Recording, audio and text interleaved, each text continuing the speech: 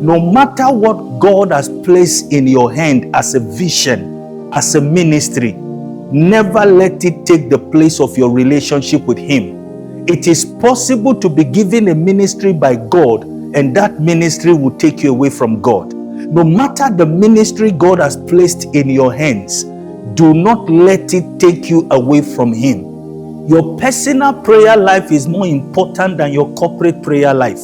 Your personal prayer life is the power that will carry your corporate prayer life. No matter what God has put in your hands, make sure it doesn't conflict with your time with Him. God does not call us into the ministry for the ministry to take us away from Him. I want to encourage you not to be so carried away by the beauty and the demand of ministry that you neglect your first ministry, which is to spend time with God. Our first ministry as pastors is to spend time with God. Our first ministry as pastors is to be at the place of prayer.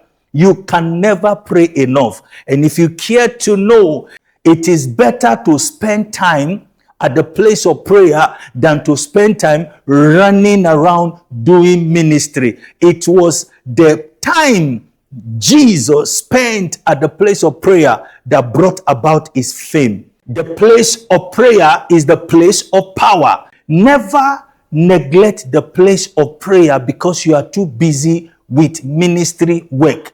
If you neglect the one who has given you the ministry to run after the ministry, you will run ministry with your strength, and by strength shall no man prevail. I want to encourage you not to neglect the place of prayer. As a matter of fact, if you don't have a prayer life as a pastor, frustration is inevitable. There's a difference between being discouraged and being frustrated.